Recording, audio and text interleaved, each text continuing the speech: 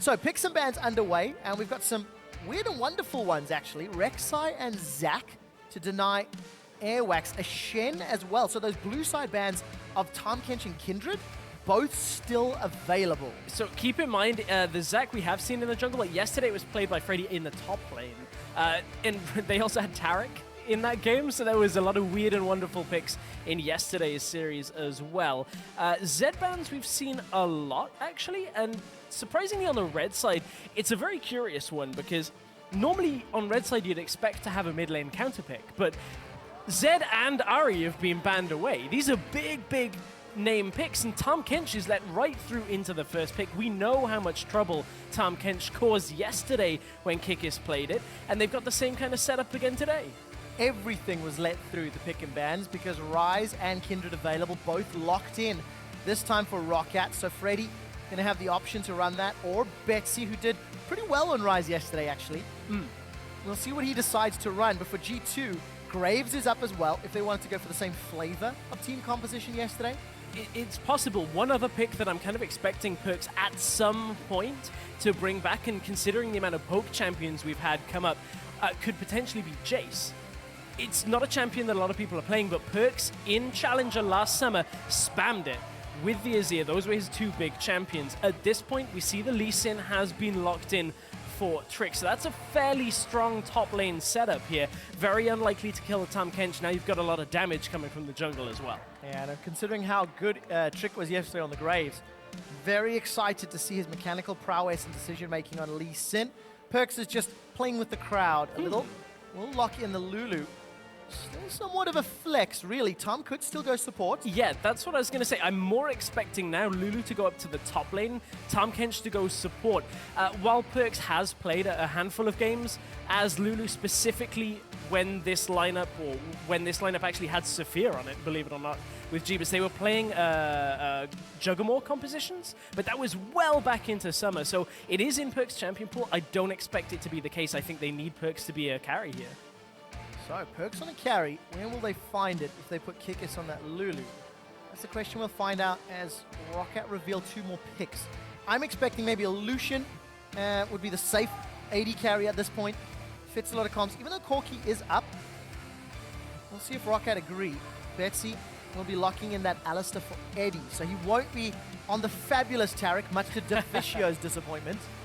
Yeah, unfortunately no Taric today. I think the other thing that they're looking at here is the ability to just have safe lanes here if this Lulu does stay in the mid lane. You know that Ryze can be flex, top could be mid.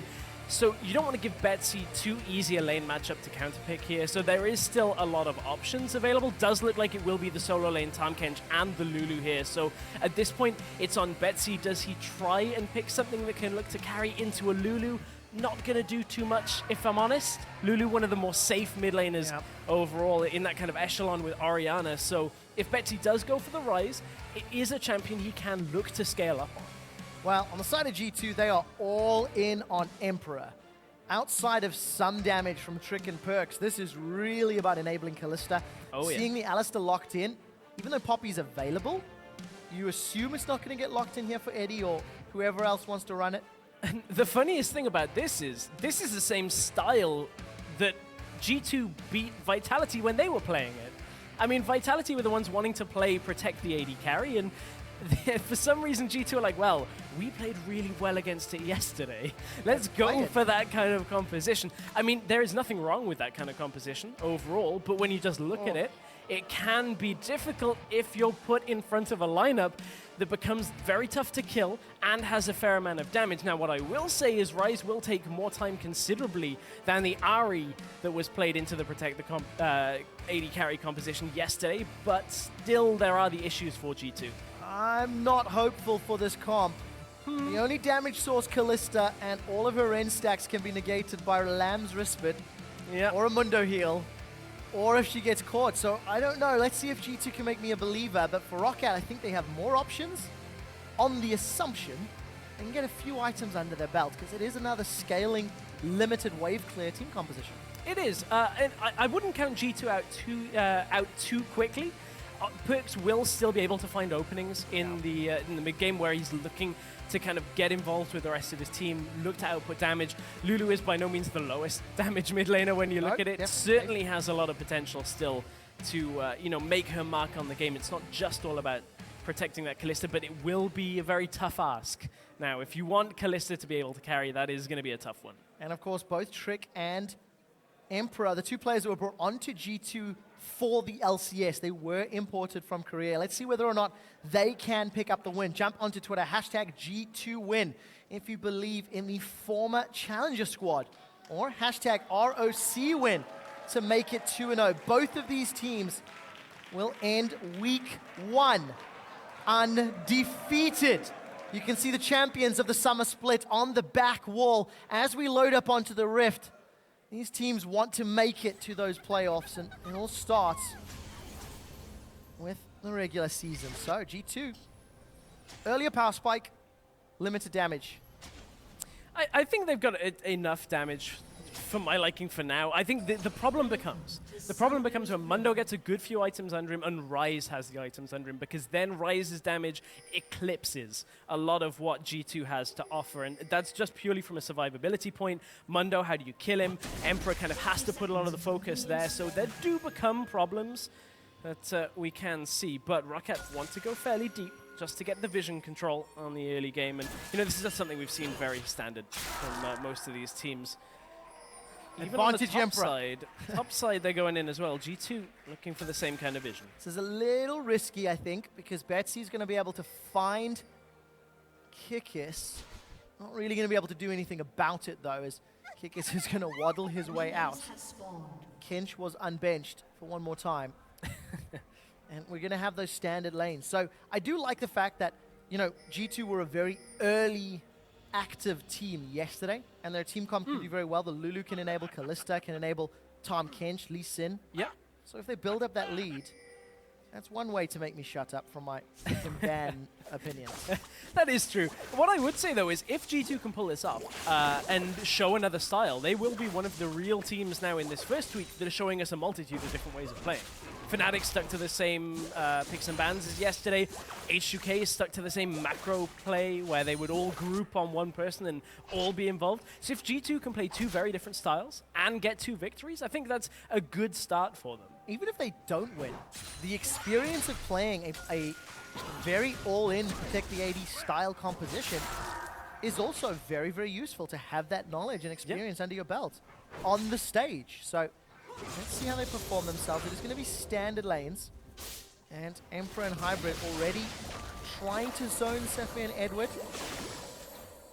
Here's this this mid lane damage, though, from PerkZ. He's kind of been coerced into taking that ignite 100% here in this mid lane because of the Mundo. You have to have something that'll deal with that, with the health regen he gets. So he's going to look for that kill pressure in the early game against the Ryze, and PerkZ is very confident in these 1v1 setups, so look for him to output that damage, look for him maybe to look to burn summoners, get a kill perhaps. Unlikely, but he's certainly a player that can do it. Flash into the Devour! Kikis has flashed for the Nom. Trick finds the Sonic Waves, gone for the tower dive, but will not have the damage. So Kikis flash for Freddy flash. And they're just going to trade and back away, but Freddy's forced to recall already, healing off from the damage. And Kikis won't mind that at all, the flash for flash, because I think at that point, yes, it would have been nice to have got extra from there, but Kikis is looking just to completely set up the pace of this top lane. Look to just trade all the time against Freddy, give him as tough an early game as he can, just to try and deny him farming, because once a Mundo gets a couple of items, it's very, very difficult.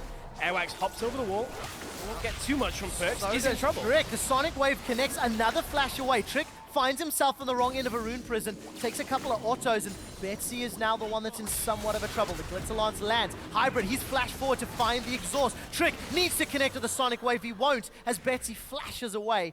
And everybody's fighting in the mid lane. Summoner spell's blown, but it's ROCCAT to come out worse for wear. Yeah, you can see how aggressive G2 are trying to be here, just pushing up, trying to get as much as they can in this early game to set ROCCAT behind.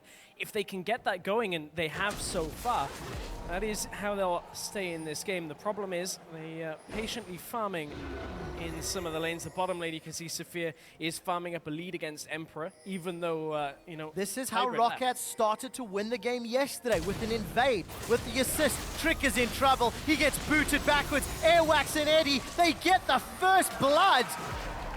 And ROCCAT, they've got themselves a 1,000 gold lead already. Yeah, really nice pickup here, knowing that Trick was low. They didn't give him any options to recall other than running all the way out of his jungle, and Trick at this point was trying desperately to just hold on to some of the control that they had still in that lower jungle so that he didn't lose his red buff, but ends up paying for it.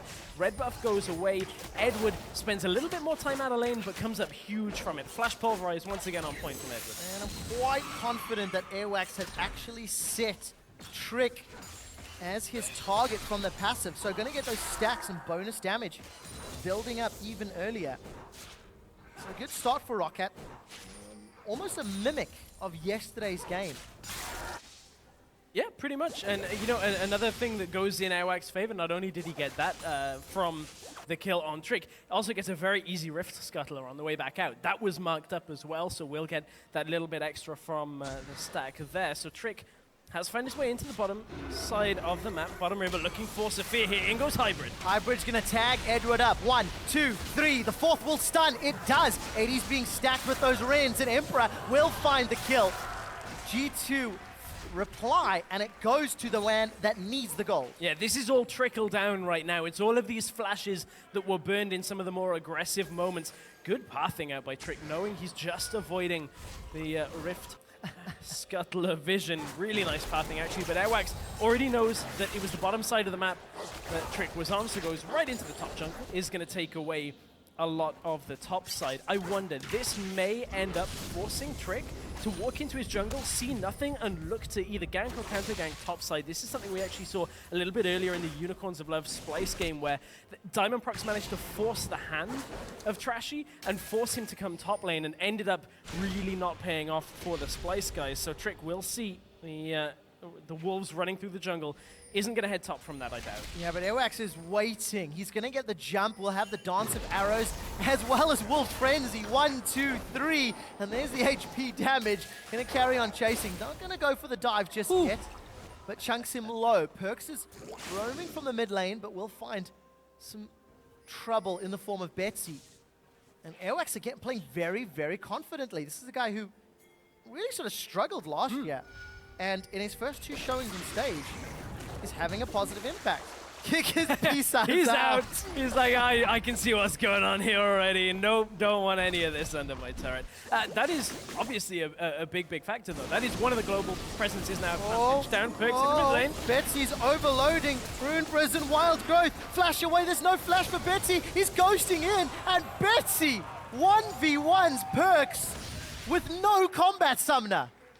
No combat summoner, and also no real extra combat stats. PerkZ even had Ignite during that. I would love to see perhaps the laning before that. We're not going to get it because I'd love to see like a whole minute worth of the trades there. But Betsy is going to obviously have a lot of damage with the Thunderlords, but that generally isn't enough on a Ryze this early on. I mean, this is a Ryze that had a Doran's Ring and a Sapphire Crystal, is able to trade effectively into PerkZ. I am very interested to see how that's set up, because PerkZ is not the kind of mid laner that ends up dying very often 1 versus 1. Was Lulu one of those subset of champions that he stood out with during his challenger scene tenure? No. Maybe there's the answer to your question, Stress, because that was the introduction yesterday. This is a okay. I have the answer to what exactly happened. For about 2 or 3 shots, there was a cannon minion and about 3 or 4 ranged creeps attacking the Lulu at the same time. So Betsy was actually lower on health before that even started. Bot lane, though. Well, Eddie's going to be stunned out here by Edward again. Trick is just repeating the gank. He will knock Hybrid under the tower, but simply not going to matter. And Emperor will again bounce back. It's touching distance. 400 gold the difference, and it's Emperor that's getting all the kills for G2. It is, and that can end up, you know, giving G2 that lift here, as we were talking about. It's all about protecting Emperor later the game goes, and if he's getting the kills early, building himself towards that Blade of the Ruin King just to try and get through the Dr.Mundo and the rest of the ROCCAT lineup, it could end up good for them, but Safir, very low bottom lane. PerkZ, double flash. It's action everywhere. PerkZ is not going to get away from this one. He's got no flash. Glitterlance doesn't matter. then ROCCAT have got a kill. Now, the way this game is played, when ROCCAT gets a kill, Trick ganks bottom and gets Emperor one. He's going top. Far away, though. He's going top, but I think the pathing that he will look for in the next minute or so is going to be to mid lane to try and gank Betsy with his flash down. Ghost still not available as well. Keep in mind, Airwaks used his flash there as well, so it was 2 summoners for the kill. ROCCAT will be happy with that, but G2 still have that opportunity to capitalize back on it. But this is a very back and forth summoner trading game that is resulting in a good few scrappy ganks that are coming up with kills. And the question you have to ask, is a Ryze that's 2-0 or a Kalista that's 2-0 at 10 minutes more valuable? I think I'm going to put my money on the Ryze, but we'll find out. Because ROCCAT need to make it work. ROCCAT have got a good head start. Airwaks continues to build stacks. I think that was his 3rd, if I read that correctly. And he spent so much time in G2's jungle. Yeah, he did. He just was going straight into the jungle, looking for any kind of opportunity to deny Trick any kind of farm. Good start to the game from Airwaks, honestly. We talked about how we didn't really see that from him too much. Nice to see Airwaks actually being able to put in these performances that we did see a couple of when he was playing on the Wolves last split. But hey, look, Trick's coming bottom. Yeah. 2 to 3. Here we go again. Safir's going low. There is some support from PerkZ. Ignite will be available shortly. He's been the target for the 2 previous kills, but Airwaks wants to come in. Teleport comes out from Freddy, and PerkZ will be left for dead. Wild Growth should just interrupt the inevitable once it gets used. The Fate's Call will pull Hybrid backwards. He goes back in to knock Safir up. Hybrid continues to burn low. Wild Growth has been used onto Emperor, the damage dealer, as Betsy gets turned into a cute little munchkin. He gets kicked under the tower, and Lamb's Respite is going to keep everybody alive. The heal will pop up and survive for ROCCAT. 2 more kills. Well, this is exactly what's happening for ROCCAT as to what G2 did yesterday. They're just getting the lead in the early game, and they're going to be able to transition this better and better as this game opens up. They've already got the mid tower, now they're getting the bottom tower. All they're really trading away for it is damage on the top lane tower, and I kind of want to take a look. Tahm Kench isn't that close to getting the tower yet. It's only 1/3 of the health is gone, so Kikis didn't choose to teleport down for that engage. I wonder whether there was a good spot for it, because Freddy did join this fight. Edward goes aggressive on QuickShot. Teleport wasn't available during the fight. That's a key factor here. So good teleport timings there from the G2, from ROCCAT's roster to know they had the numbers advantage. In comes Betsy from the river. We expect him to output a fair amount of damage now with the kills in his arsenal from the beginning of this game. PerkZ drops from there. Lamb's Respite. Exactly what you need in this situation. And it's going to be so difficult. That situation is going to happen time and time again, where they're able to get 1 or 2 members low. Out comes the Kindred ultimate. Emperor can't do too much. Yep, that is what I'm anticipating. That was something that we mentioned in Picks and Bans. ROCCAT have come out swinging. Airwaks has had a very good impact on this Kindred. And if we look up top, Trick is coming to play. He wants to work with Kikis. Kikis will swallow Freddy's Mundo, and here's the masochism and sadism burning away. Freddy's trying to run out. He gets stunned and just comboed down. The regen is good, but I don't know if it's enough. Stun again. Kikis and Trick just running him down. But it took a very long time. Look in the middle lane. Stress, we can talk about that gank in a moment. Fate's Call is used. Nobody gets knocked up. Glacial Fissure will become available in just a few more seconds, and Edward may get stunned out. Abyssal Voyage means the Kench has arrived. He does have a trick to deliver, but there was no treat at the end of that one. They just run all the way back away from it. So just, no, don't want this. We use the ult. That's the second one that Kikis has used that's kind of like, well, okay, we don't want anything from this at the end of it. So not by no means a bad ult, because just the presence of arriving with the 2 people there is enough for ROCCAT kind of to go, okay, maybe we don't want this fight either, and everybody backs away. But you can see just the sheer damage from Lucian's culling on Emperor at this point in the game. Even with having a fairly quiet game for Safir, just farming up, he's had a lot of focus from Trick on the bottom lane. Now he's got a focus from Hybrid coming bot. Exhaust used as well. Wow, this is a lot. There's no follow-up. No support. There's no follow-up from Emperor. This is like big miscommunication. Emperor's here sat in the bottom lane. This is a cannon wave. I want this. Don't make me miss this farm. Exhaust and Glacial Fissure from Hybrid being put down, and there was simply no one around to help out. So G2 Gonna lose that access. Now, Freddy's got about a third of his teleport cooldown available. He actually watched Kikis TP back to that top lane. So, ROCCAT are gonna have this additional timing window when Freddy can TP for another play. They've got 3 towers. They've got a 4,000 gold lead. ROCCAT can do whatever they want because they're so far ahead right now. The reason that they can do whatever they want right now is you look at the ability for G2 to capitalize on anybody on ROCCAT that's out of position. You know, we don't have anything. Ooh, as Airwaks has been caught. It's good damage. That's really good damage. Airwaks forced to flash away. Tower secured here for G2 down bottom. That will close some of that gold gap, but Trick, he wants to use that sort of rush Lucian style that we saw in North America. We'll talk about that in a moment. Hybrid is going to find a stun into Freddy. Freddy is going to have a ton of spears stacking into him, but he's going to regen for such a long time. Blade of the Rune King's been used, as has the Fate's Call. Ren stack is continuing to build. It's going to be huge. Wow, he is just gone. Now Betsy wants to run Kikis down. And they've got Safir as well. Airwaks it's a 3v2. He has his ult. Kikis can get to Airwaks. He might be able to do something. Can't even use the grey health. Airwaks holds his nerve there. Knows he's in no danger at that point. Just completely holds on to his ultimate. ROCCAT just trading. Again, every single time something happens one side of the map, ROCCAT are taking something on the other. They have slowly extended this lead further and further. This is a fairly open, fairly messy game right now. When you look at the clean League of Legends that people talk about, when it's trading towers and not a whole lot of kills. Talking about that bottom lane trade for Freddy, he's got no real armor, or didn't at the time. Still doesn't really have any, and at that point Freddy is able to be taken out by Emperor. The later this game goes, once Freddy has that extra armor, has the extra health, that's when it's going to become almost too difficult for Emperor. The 2 times you've seen him killed though, it takes such a long time. Then you've got to add the threat of Airwaks, Betsy and Safir to team fights without the fact that Eddie can disrupt everything.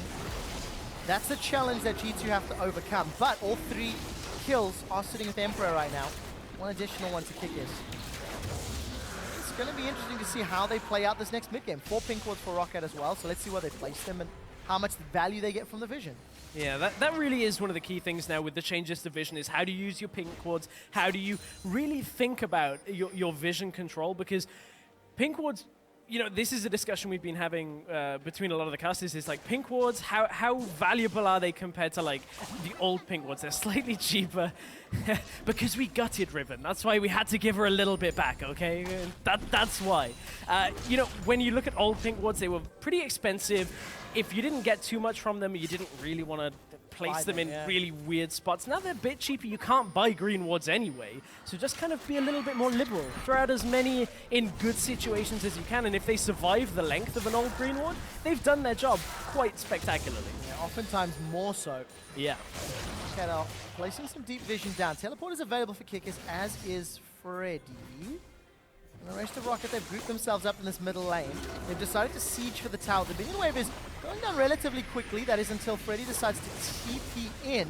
And there's a support from Kikis. He's teleported onto a ward. Airwaks is going to put down Wolf's Frenzy. And Kikis is looking to eat somebody. The Fisher goes out and splits up the team fight, but there's no further stun. Lamb's Respite comes on. Airwaks will get kicked out, and that means he can get killed. PerkZ finds it. Follow PerkZ as well as Emperor. He's the man that needs to win this for G2. AD's going low. Shutdown kill as Kikis finds one. That's a double. The Kench is looking for more. Get in my belly is what he's yelling. Safir's going to get dropped as PerkZ finds the 3rd kill of the fight. The 4th for G2 and a follow-up tower. Well, there's the answer for you. For G2 in this situation, they get Airwaks out of his ultimate, force the ult very early on by catching him out. And at that point, it's just so easy to pick up the rest. Yeah, the coach is sitting there as this game has been cracked wide open. A 4,000 gold swing. Big swing in this one, and it's all from catching Airwaks. The ultimate splits everybody up here from Hybrid. It's not exactly what he was looking for, but at that point, he'll take it. Trick's waiting for the kick. Pushes Airwaks just out of range of his ult, and from here, it's all on G2's focus. Look at who they focus down. It's Betsy first, then onto the rest of the squishier targets. Freddy is pretty much untouched from this. He popped his ultimate and then is running around, not taking any aggro from G2. G2 managed to take down the rest of the lineup. Freddy can't really do too much. Just like that. G2 now have a 2,000 gold lead. Blade of the Rune King as well as Hurricane completed for Emperor. But Hurricane can crit now, so if Emperor wants to go the full damage route, maybe we're going to see some Iage in his build. He's going to need some armor pen, I'm expecting, so let's find out. Kikis will not find the tongue lash onto Airwaks, but wow! Whoa. Safir gets chunked by the Thunderlords. Another flash from Airwaks, and composition activated. G2 are screaming. They are, and you can see there is still damage from PerkZ. It's not all about the utility.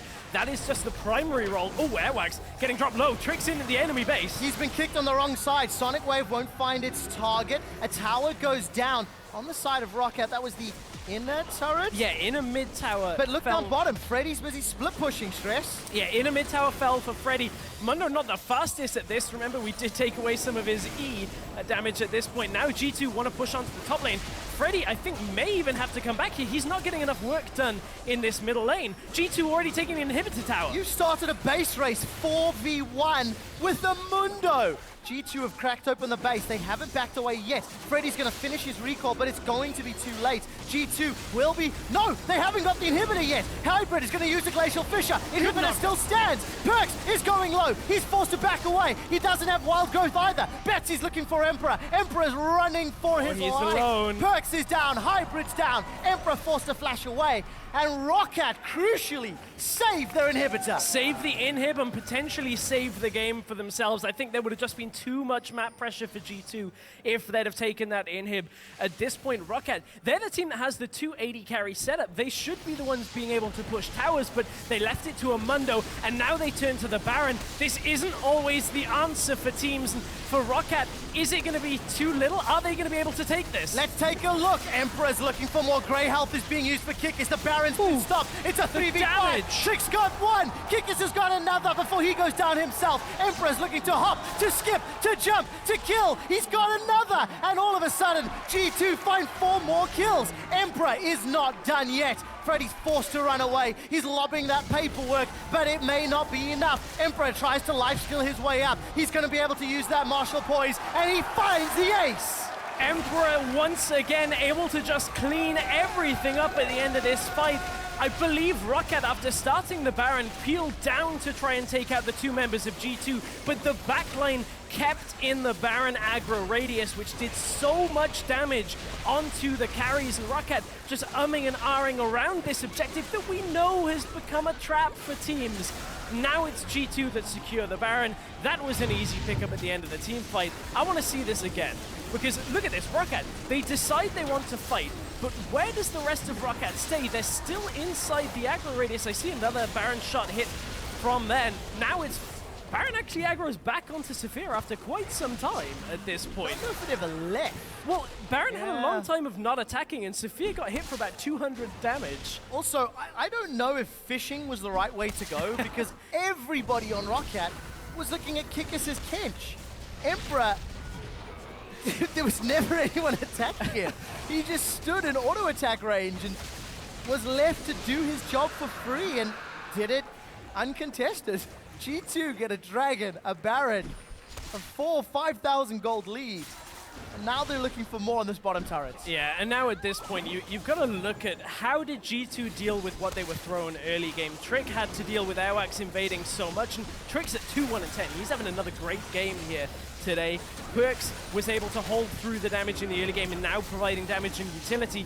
And Emperor, he's at 5-0-6, has been able to just clean up these fights very well, has been in trouble a couple of times. Oh, Fate's Call knocks up members of ROCCAT, and the Fisher slows them down. There is no retreat when G2 set those sights on you. Freddy's going to stay alive from the Lamb's Respite as Emperor shuts down Airwaks. The tower will drop shortly in just a few moments, and another inhibitor will follow. This might be game. There's Baron-empowered minions. We're 23 minutes in. G2 won yesterday in 25, and they want to break that record today. They were down 4,000 gold, and G2 break open the Nexus turret, knock down the second, and go undefeated in week 2. What a performance! Eventually. Great stuff out of G2, and you know, a dead Eddie and Freddy means this game is in the bag for G2 at this point. And It's for a lineup that came out of Challenger. You have to be very impressed. The two lineups, you've got Splice and G2. G2 are the one that made a fair amount of changes in between the off-season and now, and they've come out undoubtedly ahead. The additions they made with Trick and Emperor, while in-game not always 100% on the same page, I think is fair to say, with some of the rest of them, with that little sequence with Hybrid, they generally have looked very strong as a team. What a fantastic performance. Down around 4,000 to 5,000 gold by 15 minutes. Turn it around with one gigantic team fight after another. And I need to ask our stats guys to check this before going to analyst desk, but this may be the first comeback win of the spring split in 2016. And what a dramatic comeback it was. ROCCAT